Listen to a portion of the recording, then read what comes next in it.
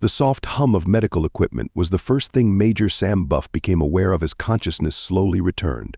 His eyelids felt heavy, resistant as he struggled to open them. When he finally managed it, the stark white ceiling of the medical frigate UNSS Mercy swam into view. "Welcome back, Major," a gentle voice said from somewhere to his left. A doctor moved into his field of vision, her face a mask of professional concern. "How are you feeling?" Buff tried to speak, but his throat was dry, his voice a rasp. Like I've been hit by a Proximan warship." The doctor nodded sympathetically. "That's to be expected. You've been through quite an ordeal." As Buff became more aware of his surroundings, he noticed something was off. His body felt different, heavier in some places, lighter in others. He tried to lift his right arm and froze. Where there should have been flesh and blood, he saw a gleaming metal limb. What is this?" he asked, panic rising in his voice. The doctor's expression turned grave. "Major, there's no easy way to say this. The injuries you sustained on Kepler 22 billion were severe. To save your life, we had to replace several of your limbs and organs with cybernetic enhancements." Buff's mind reeled. He remembered the Antimatter anomaly, the desperate battle, but after that nothing. He looked down at his body, really seeing it for the first time. His right arm and both legs were now advanced prosthetics. He could feel the weight of implants in his chest and skull.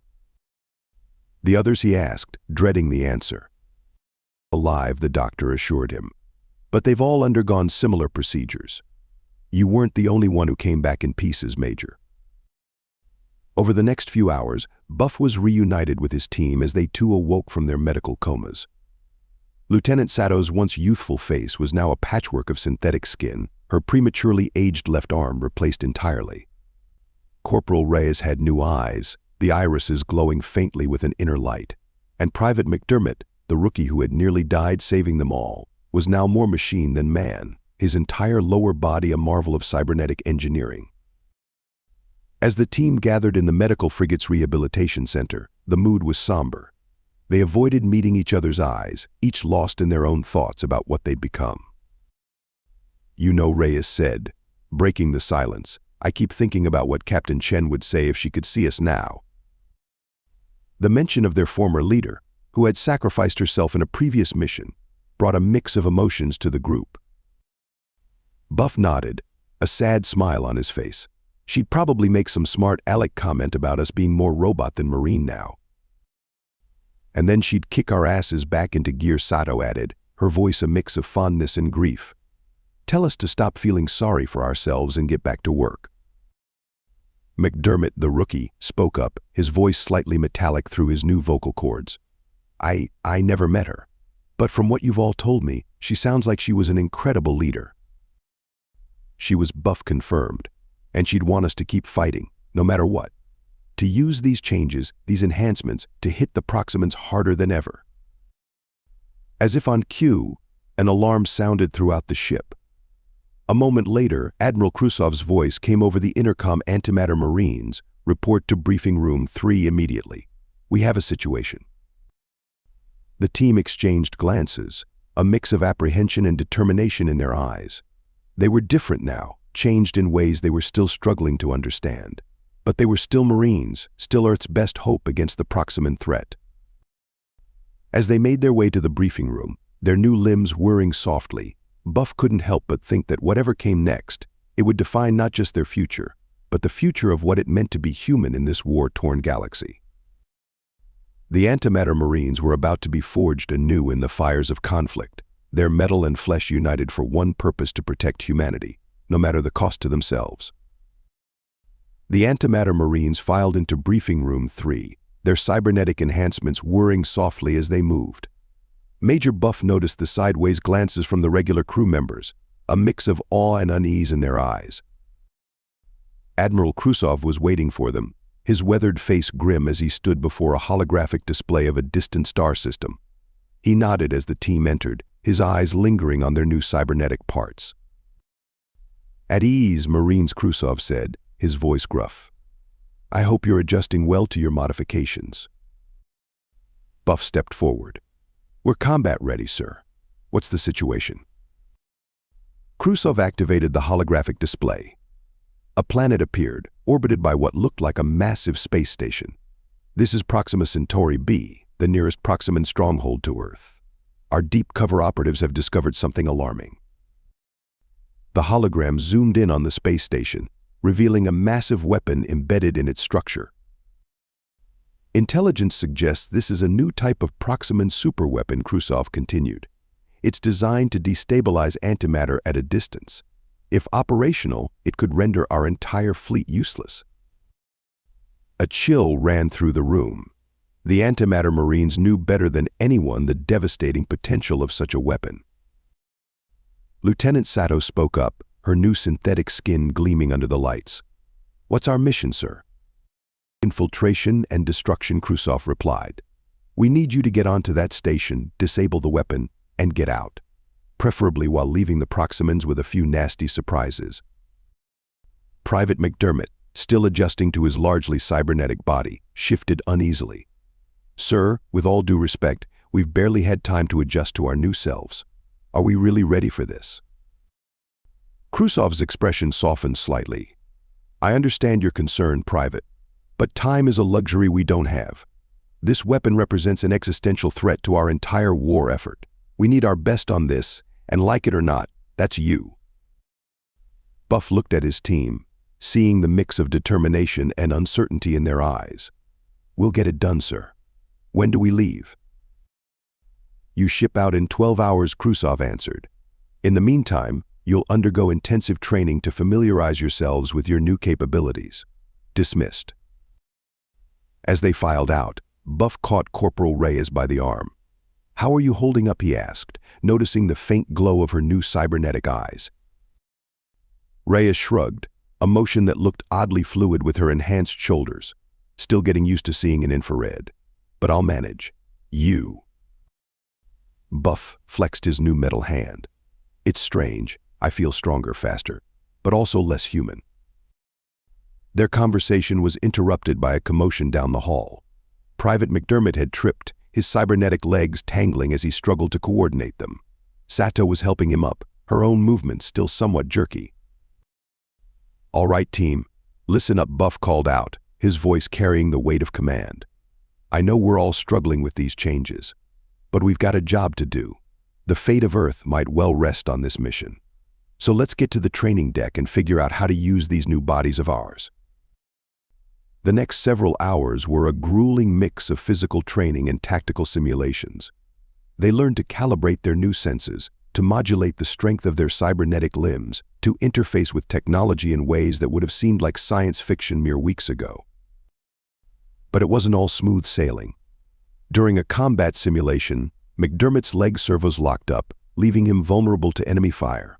Sato struggled to control the fine motor functions of her new arm, her frustration growing with each failed attempt to disarm a virtual bomb. As the final hours before deployment ticked away, Buff gathered his team for a moment of reflection. "I know this isn't what any of us signed up for," he said, looking each of them in the eye. "We've been changed, rebuilt, but at our core, we're still the Antimatter Marines. We're still humanity's best hope. Whatever happens on that Proximan station, we face it together. Clear." A chorus of "clear, sir," echoed back, stronger and more unified than before. As they made their final preparations, boarding the stealth ship that would take them to Proxima Centauri b, Buff couldn't shake a feeling of apprehension. They were about to face their greatest challenge yet, not just against the Proximans, but against their own transformed nature. The Antimatter Marines, reforged in body but unbroken in spirit, were about to be tested in ways they could never have imagined. As the ship's engines flared to life, Buff silently hoped they were ready for whatever awaited them in the heart of Proximan territory. The stealth ship cut silently through the void, its advanced cloaking technology rendering it invisible to Proximan sensors. Inside, the Antimatter Marines made their final preparations, the soft whir of their cybernetic enhancements a constant reminder of how much had changed.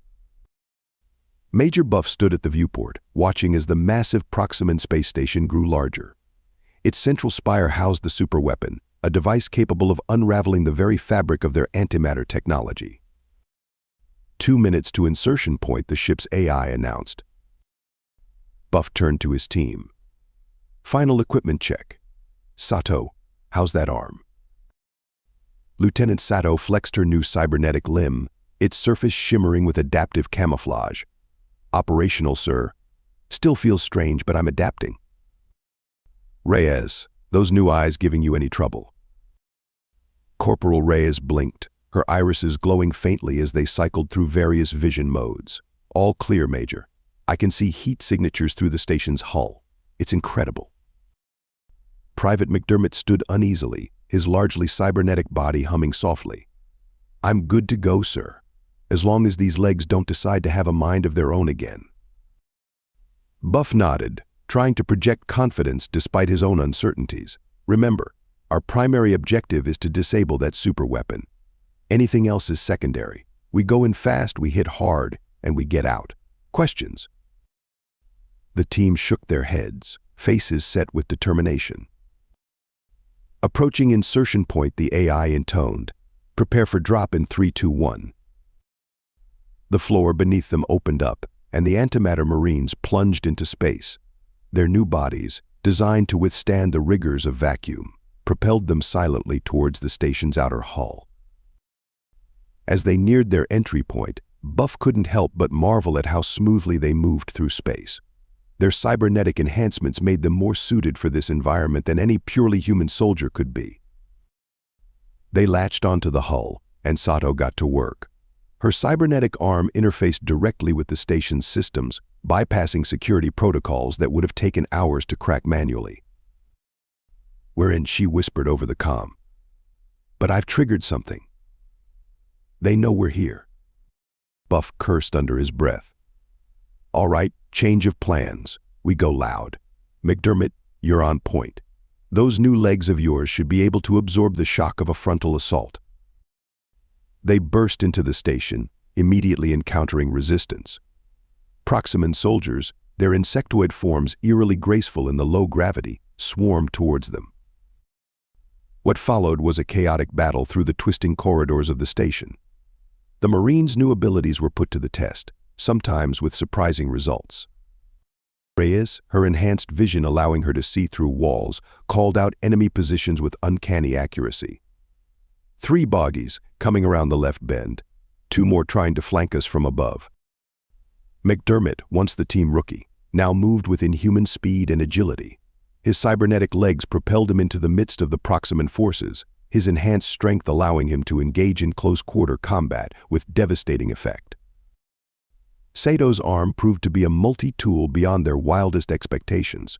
She hacked security systems on the fly, sealed bulkheads to cut off enemy reinforcements, and even interfaced with Proximan weapon systems, turning them against their own forces. Buff led from the front, his tactical mind working in perfect sync with his new cybernetic implants. He coordinated the team's movements, anticipating Proximan tactics and countering them before they could be implemented. But as they fought their way deeper into the station, towards the central spire housing the superweapon, the resistance grew fiercer. Proximan elite guards, armed with weapons that seemed to adapt to the Marines' tactics, pushed them to their limits. During a particularly intense firefight, McDermott's leg servos suddenly locked up, just as they had in training. He fell, exposed to enemy fire. I'm hit, he cried out, his voice tinged with static from damaged vocal systems. Buff didn't hesitate. He sprinted through the hail of Proximan energy weapons, his own cybernetic enhancements allowing him to shrug off hits that would have felled a normal human. He scooped up McDermott and dove behind cover, where Sato was already working to repair the damaged leg. We're pinned down, Reyes called out, her enhanced eyes scanning for a way out. Major, I'm picking up a massive energy spike from the central spire. I think they're powering up the superweapon. Buff felt a chill run down his spine, where metal now meshed with flesh. They were so close, but if that weapon activated, it was all over. Not just for them, but for the entire human fleet. As Proximan forces closed in from all sides, and the ominous hum of the powering superweapon filled the air, Buff knew they were out of options. They needed a plan, and fast. Team, he said, his voice steady despite the dire situation, I've got an idea. But it's risky as hell, and I can't order any of you to go through with it. His cybernetic eye gleamed as he looked at each of his soldiers, no, his family. They had been through hell together, had been torn apart and rebuilt. Whatever came next, they would face it as one. "What's the play?" Major Reyes asked, a grim smile on her face. "Whatever it is, we're with you." Buff nodded, feeling a surge of pride in his team. "All right then, here's what we're going to do." As he outlined his desperate plan, the Antimatter Marines prepared themselves for what could be their final mission. The fate of humanity hung in the balance, and they were the only ones who could tip the scales. Major Buff's plan was as daring as it was desperate. "We're going to overload our cybernetic systems," he explained, his voice tight with tension. "Create an electromagnetic pulse strong enough to fry every piece of tech in this station, including that superweapon." Sir Sato interjected, her synthetic skin paling. "That could kill us. Our life support systems are integrated into our enhancements." Buff nodded grimly. "I know. That's why I said I couldn't order you to do this. It's all or nothing." There was a moment of heavy silence, broken only by the sound of approaching Proximan forces and the ominous hum of the charging superweapon. Iman McDermott said, his voice steady despite the damage to his vocal systems. The others quickly voiced their agreement. "All right," Buff said, a fierce pride burning in his chest. "Sato, you're our tech expert. How do we do this?" Sato's cybernetic arm whirred as she interfaced with the station's systems one last time. "I can use the station's power grid to amplify our output, but we'll need to be in the central hub, right next to the superweapon."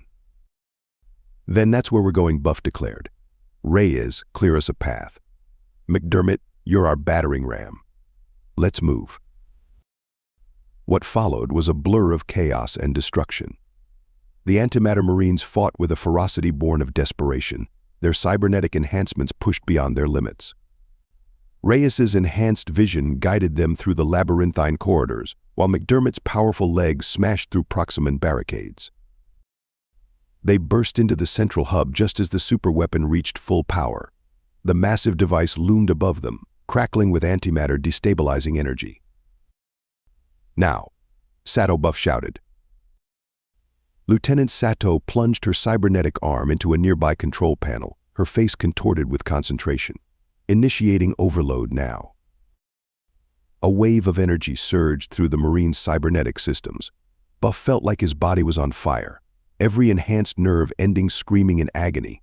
Around them, Proximan technology began to spark and fail. The superweapon's ominous hum rose to a shriek, then abruptly cut off. Explosions rocked the station as systems overloaded and failed catastrophically. As darkness closed in on Buff, he saw his team collapsing around him. Their cybernetic parts, once gleaming and powerful, now smoked and sputtered. His last conscious thought was a prayer that their sacrifice would be enough. An indeterminate time later, Buff awoke to the steady beep of medical equipment. He opened his eyes to find himself back on the UNSS Mercy, his team in beds around him. Admiral Krusov stood at the foot of his bed, a rare smile on his weathered face. "Welcome back, Major. You and your team did it. The Proximan superweapon is destroyed, along with their entire research station." "My team," Buff croaked, his throat dry. "All alive," Krusov assured him. "It was a close call. If it wasn't for your cybernetic enhancements, the EMP would have killed you all instantly. As it is, you've suffered some damage, but nothing our medical team can't repair." Buff looked around at his team. Sato, Reyes, McDermott, all battered but alive. They had done the impossible, not in spite of their cybernetic parts, but because of them. "You've done humanity a great service," Krusov continued, "and you've proven something important, that even changed as you are, augmented beyond what we once considered human, you're still the best of us. Still undeniably human where it counts." As his team began to stir, awakening to the news of their victory, Buff felt a weight lift from his shoulders. They had been forged in fire, reborn in metal and circuitry, but their spirit, their humanity, had remained unbroken. The war was far from over, but the Antimatter Marines had shown that humanity's adaptability, its indomitable will, could overcome any obstacle. As he looked at his team, seeing not the metal and synthetic parts, but the hearts of true heroes, Major Sam Buff knew that whatever challenges lay ahead, they would face them together. For they were the Antimatter Marines, reforged but unbroken, ready to defend humanity no matter the cost. Thank you so much for listening to this story. I hope you loved it. Please remember to subscribe if you did like it so you can see more videos like this. And please give us a like and a comment too. I'll see you in the next one.